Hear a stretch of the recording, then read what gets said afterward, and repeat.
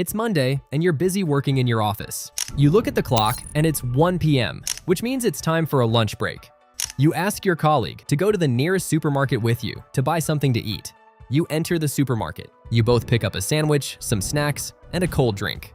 As you're about to head to the checkout, you glance at the date on the drink. It shows you today's date, which means it expires today. You grab another one, and it shows the same date. You check a few more along the shelf, and turns out all of them expire today. You ask your colleague that the supermarket didn't even sell them, and they're already expired. What's going to happen to them? Your colleague replies with, "It's none of our business, and we should move on." But you're not like your colleague. You actually want to find out, where does all of this expired food goes? And to make it even weirder, at supermarkets, the expired food isn't even expired. More on that soon. But first, let's ask ourselves a question. Why there's so much expired food to begin with?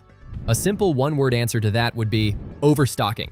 In America, big supermarket chains want their store shelves to look as full as possible in the eyes of the buyer. So they order more food than they expect to sell, which then becomes a problem because a lot of it never gets bought, and it eventually expires. The total cost of this wasted food across the US is around $380 billion per year. Yeah, that's a lot. The major contributor to that waste is produce. Nearly half of all supermarket food waste is fruits and vegetables. That's why keeping a track of what's getting expired and what's still fresh is essential.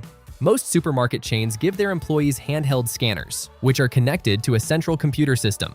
This system tracks when each product arrived and how long it has been on the shelf. Most of this scanning process is done during the night shift. For packaged goods, employees check every 2 to 3 days, but for things that only last a day, like a salad or bakery items, they get checked twice a day. Usually, when the expiry date is closer for a product, the store puts it in discount. And depending on how close the expiry date is, they can put a discount of as little as 20% off, all the way to a 90% off in the final hours, just to clear the shelf.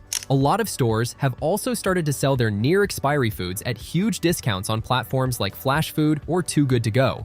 A very good example of this is Lobflaws. It's a Canadian store that managed to make up to $1,000 extra per week by selling its near expiry food on Flash Food at 77% discount. Even after that, there's plenty of food that still remains unsold. At this stage, the employees perform another scan throughout the store. This is the moment when these products stops being the store's inventory. Each item gets assigned a code and heads to one of the 6 final destinations. And believe it or not, some of this food will again end up back on the shelves. And remember when I mentioned that expired food isn't really expired? We'll get to that too. Some of this food gets turned into animal feed. The food gets collected and heated to kill any bacteria, which gets dried and pressed into tiny pellets, which then gets fed to livestock as a replacement for corn and soy. But there's a minor problem. A lot of food that gets out of the grocery stores is packaged, so the packaging has to come off first. For a long time, that process had to be done by hand, which was very slow and expensive. But now, big supermarket chains like Walmart uses machines in over 1,400 of its stores that automatically separate food from its packaging with 97% accuracy. So all now workers have to do is toss the items in the machine and it'll do the rest. In America, 10% of all the expired food gets turned into animal feed. Not a big number, but still better than going to waste. Now, remember at the start of the video when I said that expired supermarket food isn't actually expired? Here's what I meant. Most expiry dates in the US aren't a safety warning. They're just the manufacturer's best guess at when the food tastes the freshest. So, apart from the baby formula, which is an exception to this rule, every single item past its expiry date is almost certainly still fine to eat, which means a lot of what gets pulled off the shelves is perfectly good food. And that is exactly the reason why a lot of this food gets donated to local food banks and charities. Trader Joe's does this really well. They donate 100% of their unsold but still safe food every single day. In 2023, that amounted to $469 million worth of food given to communities in need. You might be wondering, what happens if somebody got sick eating that food?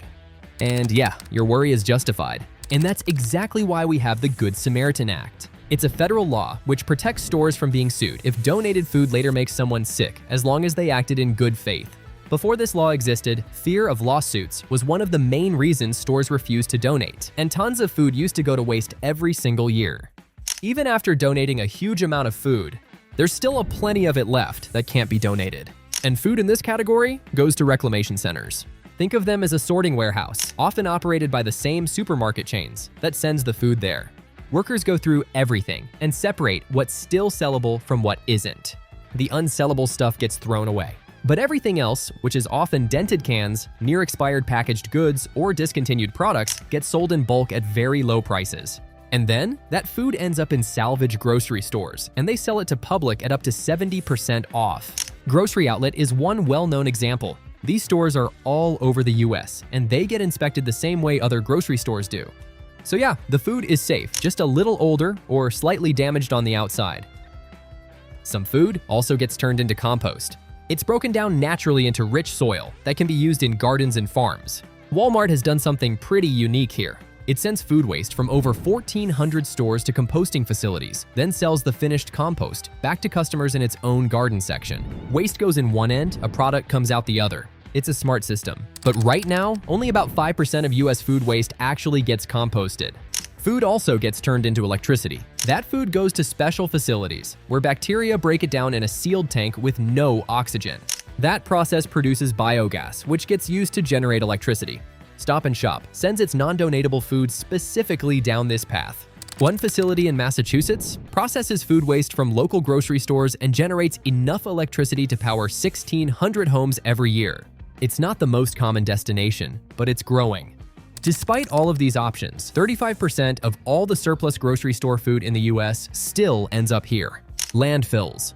And this is the last destination, because landfilling is cheaper than anything else on the list. That's why a lot of stores default to it, but it has insane consequences.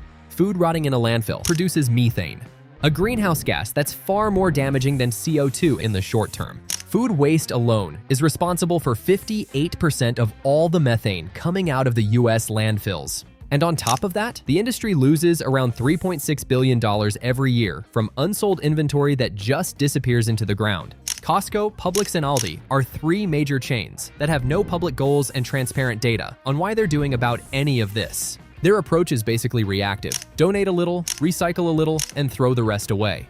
Even though a lot of companies have started to adapt better ways to take care of their expired food, but a third of all the food produced in America still never gets eaten. That's an insane amount of food that ends up in landfills. But now, things have started to change. 11 states have now passed laws that ban businesses from sending large amounts of food waste to landfills. Massachusetts did it first, back in 2014, which resulted in 13% less overall waste and 1,600 new jobs. The technology exists, the solutions exist. Some stores are already doing it right. But until every store treats getting rid of food with the same seriousness it treats selling food, a lot of it will keep disappearing quietly every night after the doors close.